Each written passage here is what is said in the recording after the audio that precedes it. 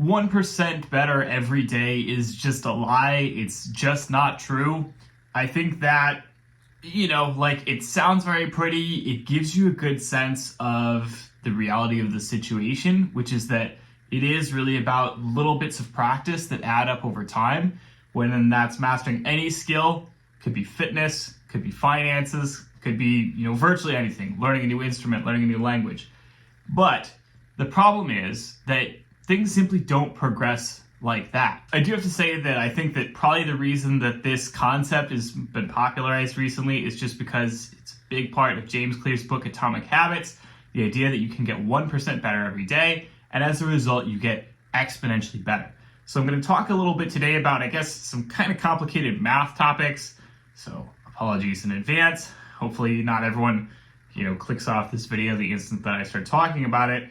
But essentially, when you're talking about learning a skill, any skill, again, fitness, finance, anything, what you're talking about is that there are different ways that we could visualize the scaling of your ability over time. So you could imagine what is called a linear scaling. So linear scaling is pretty simple. Just means that basically you put in more effort, you get more reward. There's an exact one-to-one correlation between the effort you put in and what you get out of it. And as a result, you simply get better over time. Again, nice straight line. What that means is basically, for example, that if I train today and I, say put 5 pounds on my bench press in a month, then I would put 5 pounds on my bench press in month 2. I would put 5 pounds on my bench press in month 3, and that would continue on forever. Like, I'm gonna get 5 pounds per month on my bench press forever, right? And so what would happen in that case is basically that what matters the most is basically the amount of time that you put into it, right? Nothing else. Like, all that matters is that I am continuing to train for very long periods of time because, if you've got, say, 600-pound bench press, that means that you trained one more month than the guy who has a 595-pound bench press, right? That's what that means. Obviously, that's not true. That is not how people scale. So, what's another way of visualizing it? That one doesn't work. Let's try exponential scaling. So exponential scaling is basically that instead of increasing linearly, additively over time, it is instead multiplicatively, which is to say that it gets faster over time instead of slowing down, instead of being the same. And unfortunately, 1% better every day is an example of an exponential function. So what that means is basically that it starts off very, very slow, right? So let's imagine a pretty similar example to the previous one. We're talking about how much you can increase your bench press every month, right? So let's say that you do 1 month of bench pressing and you get 1% better. So let's say you started off at a 100-pound bench press, you get to a 101-pound bench press, right? That kind of sucks. That's not very much progress. So eventually, let's say you do a bunch of weeks, now you get to a 200-pound bench press, getting 1% better every month. Now you can see that actually you're gaining 2 pounds on your bench press every month that you train. Likewise, you get to 300-pound bench press, you're getting 3 pounds every month. 500-pound bench press, you're getting 5 pounds every month. 1,000-pound bench press, you're getting 10 pounds every month, right? What that means is fundamentally, the longer that you train, the more that stuff speeds up. This is how it works with investing. This is how it works with personal finance. In terms of, you put in these investments, over time, they pay off dividends, they pay off in terms of growth, and then that gets reinvested back into the system, and so your wealth begins to grow exponentially after a long period of time. The end result that investing doesn't matter very much in the short term, matters a lot in the long term. This is why the 1% better concept sort of jives with people's expectations of what they want, because the idea is that yes, you put in a lot of effort and over time it pays off. In the very, very long run, things pay off exponentially. And again, that is very true when it comes to investing. That is very true when it comes to finance.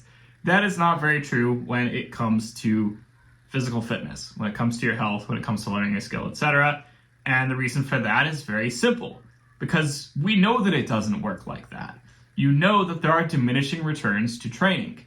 So what that means is you do not get faster per unit of time trained, you get slower. You gain less and less over time. The reality is that things start off fast and then they get slower as you get more experienced. as you get closer to a theoretical limit, which is, your maximum, right? So we've looked at the concept of linear scaling. Sounds kind of cool, not the reality, right? We've looked at the concept of exponential scaling, which is what we're talking about with 1% better every day. Again, sounds pretty cool. Ultimately, is not how things work. So what is the reality? The reality is that we're talking about logarithmic scaling. Again, I'm so sorry that I have to use fancy math words, but essentially the concept of a logarithm is that you have some kind of upper limit to something. And over time, you can get closer and closer and closer to that upper limit, but you're never quite going to reach it.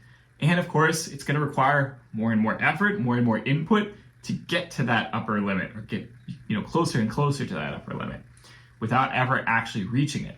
And so to think about it like a logarithmic function, essentially every person has some kind of limit. That limit can be determined by basically just the amount of time that you have to train, the amount of knowledge you have about training, how good your genetics are, and so on. But basically everybody has some kind of upper limit. You can't just keep improving forever. And so what happens is, at first, it kind of resembles something that is maybe exponential, right? It's very fast in the beginning compared to linear progress. Very fast in the beginning. And so you gain 10 pounds on your bench press the first month, 20 pounds on your bench press the second month. You're gaining really quickly at first. Everyone knows about this. This is called beginner gains. But then things slow down. We start to experience diminishing returns, right? And that's why this is more like a logarithm than it is exponential. And so what that means is you don't actually get 1% better every day. You get, better 20% in the first month, 15% in the second month, 5% in the third month, 1% in the fourth month, 0.5%, 0.25. You start to get slower and slower. Things slow down. So this is why 1% every day is such a, appealing sort of idea, because it tells us that we can keep improving forever exponentially, but we can't. There are diminishing returns. We simply don't improve like that. There are limits. There are limits to how much time, how much energy, how much knowledge you have. So when you're progressing towards any new skill, the reality is that sooner or later you start to hit that upper theoretical limit. And when you hit that point, it's punishing. It takes a lot of effort. It takes a lot more learning. It takes a lot more knowledge. It takes a lot more time to continue to get better. And at that point, most people would say, okay, is it worth it, right? Is it worth it for me to keep burning myself up in the gym, trying to squeeze out an additional 2% of performance, knowing that I'm already very near to my limits, and knowing that, for example, I may never hit a world record, be a world-class athlete, etc. At that point, most people think to themselves, okay, what's the benefit? Do I focus on maintaining the qualities that I already have and move on to something else in my life? Do I try and pick up a new skill? Do I decide, hey, this is good enough, I'm going to move on? That's kind of what happens for most people. For example, I've been obviously training pretty hard, fitness-wise, most of my life. It takes a long time for me to see serious continued results at this point. I do it because I love it, right? I do it because in part I am addicted to it. It is, a foundational part of my identity. Now in my 30s, obviously I progress a bit slower than I did in my 20s.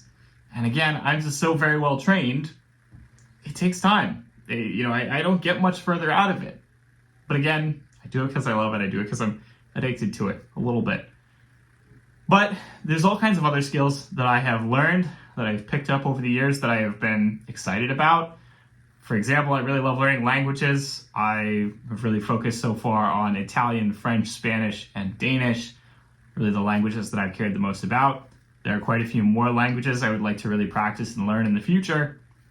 But I kind of have to juggle this based on, okay, what's really most relevant or important to me in the short term? I think Danish was very important to me for a very long time. Got to a very good working competency of it, decent level of fluency, and I kind of decided, you know what? I don't live in Denmark anymore. I don't really interact with a lot of Danes on a daily basis, so I kind of need to be tactical about it. Obviously, I'm focusing on learning other languages right now that I want to get to a better competency with, and that, gets put on maintenance, back burner. that is kind of the constant calculation that you need to be doing with basically all of your efforts. You need to be deciding moment to moment what's most important to focus on, what needs to be maintained, and what have I decided, maybe isn't worth pursuing at all. And of course, you're not going to get 1% better every day. You're going to get really, really good from like the first year or two of practicing, learning a new skill, provided that you are training it sufficiently, you're doing the right kind of training. But after that point, things are going to slow down. After that point, you need to juggle, okay, what skills am I focusing on? What things am I really prioritizing? What things am I getting diminishing returns from and maybe need to pull back my efforts on? And past that point, again, you're going to develop very slowly. It's not going to be 1% every day. It's going to be a lot less than that. So that is all for today's video. I hope you have enjoyed it. Don't hesitate to like, comment, subscribe, smash that notification bell, share this video with all your little friends. I will see you all next week. Have a good one.